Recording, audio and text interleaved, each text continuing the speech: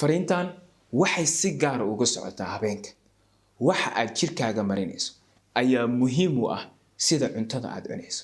Mararka qaarna way adag tahay inaad doorato kareemada kugu habboon ama jirkaaga saaciday. Kareemkan ayaa suuqa ku cusub, bal qaado oo soo tijaabi. Oo adigu ma ka mid tahay dumarka kareemada suuqa ku cusub soo iibsada. Haddaba inta aadan soo iibsan ka hor kareem waa in aad 5 qodob maanka ku haysaa. Intaan u gudagelin waxaan si gaar ah kaga codsanaa in aad muuqaalka share gareyso oo aad gaarsiiso asxaabta kugu xir si ay ugu faa'iideystaan. Muuqaalka like saar, page-kana follow leh si ay kuu soo gaaraan muuqaalada caafimaadka oo aan maalin walba halkan soo geliyo.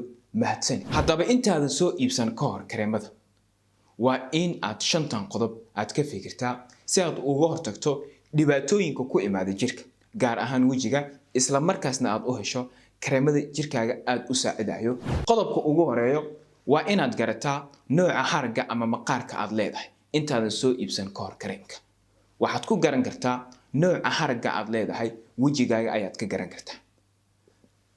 Eeg wajigaaga, ma waxaad leedahay jir qalalan ama dry skin, mise waxaad leedahay jirka qoyan ama dufunta leh, mise waxaad leedahay jirka isku jira qoyaan iyo qaleel isku ah. Inta badan jirka noocan ah waxaa lagu gartaa guud ahaan wajigo idil waa qaleel marka laga reebo foolka, hareeraha sanka iyo garka. Sidoo kale qofka wuxuu lahaan karaa jirka normalka ah qaleel iyo qoyaan midna aanan ahayn. Wuxuu kaloo lahaan karaa jirka xasaasiyadda u nugul.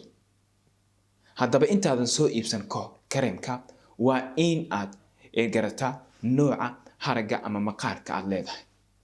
Haddii haraggaaga uu yahay jir qalalan ama dry skin, waa inaad soo iibsataa kareemada dry skinka loogu talagalay. Haddii uu qoyan yahay ama saliid uu leeyahay, waxaad soo iibsanaysaa waxyaabaha ama products-ka ee loogu talagalay jirka qoyan. Sidoo kale haddii aad ka mid tahay dadka leh jirka xasaasiyadda u nugul yahay, waxaad soo iibsanaysaa kareemada ay ku qoran yihiin xagga dambe hypoallergenic, taasoo micnaheedu ay tahay wax allergy ah ma kicinayo. Sidoo kale waa inaad garataa waxyaabaha gaar ahaan kareemada allergic aad ku leedahay si aad uga hortagtid xasaasiyadda. Qodobka labaad waa qodob aad muhiim u ah. Kareemada intaadan marsan ka hor waa in aad ku tijaabisaa qaybo ka mid ah jirkaaga sida gacanta iyo qaybaha dambe ee dhagaha. Haddii aad 24 saac gudahood aad ku dareento cuncun ama inay meesha aad marisay ay casaato, waa in aad gebi ahaanba ka fogaataa kareemadaas. Waxaad ku tahay ama aad ku leedahay allergic ama xasaasiyad. Maxaa yeelay kareemada qaar waxa xagga dambe kaga qoran ama xagga hore hypoallergenic, taasoo micnaheedu ay tahay wax allergic ah ma kicinayo. Sidoo kale mararka qaar waxa ku qoran 100% waa dabiici. Waxa laga yaabaa qaarkood in ay waxba aysan ka jirin oo yani xayisiin ahaan ay meesha kaga soo qoreen. Qaar ka mid ah maadooyinka ku soo qoreen xitaa waxa laga yaabaa in ay ku dhameystirneen. Sidaas daraadeed waxa wanaagsan kareemada aad iibsanayso waa in ay ahaadaan company aad isku hubtid productigiisa. Sidoo kale intaadan marsan ka hor ku tijaabi qaybo ka mid ah jirka sida gacanta iyo qaybaha dambe ee dhagaha.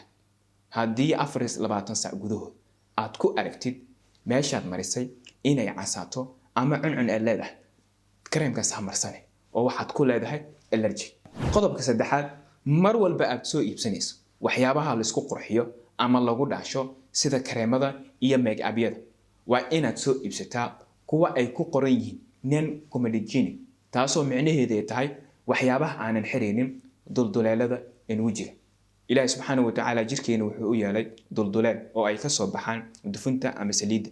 Haddii ay productiga ama waxyaabaha aad soo iibsatay ay xirayaan dulduleelada ama aysan ku qorneen non-comedogenic, waxyaabaha aan duleelan xiraynin, haddii aysan ku qorneen, waxaa laga yaabaa in ay duleeladii ay saliiddii ka soo baxayeen ay xidmaan oo ay sidaas ku yeelato finan aad u badan ama nabro ka soo baxa jirka, gaar ahaan wajiga. Waa inaad kareemka qaybtiisa dambe ama ka akhrisaa even make up hadduu yahay, wax walba hadduu yahay oo wajiga aad marinaysa, waa inaad ku qornaadaan nana kuma dhijin taasoo micnaheedu ay tahay waa waxyaabaha duldulaalada wejiga aan xidhaynin. qodobka afaraad marna ha isku daran ama ha isku beerin kareemyada kala duwan aad suuqa ka soo iibsatid.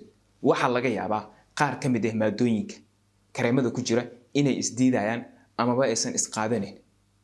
mar walba aad doonaysid inaad kareem isku beerisid ama aad isku dartid waa in aad la tashataa dadka aqoonta leh, gaar ahaan dhakhaatiirta ku takhasusay cudurrada maqaarka. mar walba ma wanaagsano in aad kareemada aad isku beerisid. sidoo kale ha iibsanin kareemada suuqyada lagu iibiyo oo la isku beeriyo ama la isku daray. qodobka shanaad oo ah qodobka ugu dambeeyo, haddii aad jirkaaga gaar ahaan wejigaaga aad ku aragto isbeddel degdeg ah sida in wejiga ku casaado, barar, cuncun ama finan wejiga, waxaa wanaagsan in aad la xiriirto dhakhaatiirta, gaar ahaan dhakhaatiirta ku takhasusay cudurrada ku dhaca maqaarka. fadlan ha iloobin inaad muuqaalka share garayso oo aad gaarsiiso asxaabta kugu xiran si ay uga faa'iidaystaan. sidoo kale muuqaalka like saar, page-kana follow dheh si ay kuu soo gaaraan muuqaalada caafimaadka oo aan maalin walba halkan soo geliyo. mahadsan intaasaan kusoo gabagabeynaya. wasalaamu calaykum waraxmatullaahi tacaala wabarakaatu.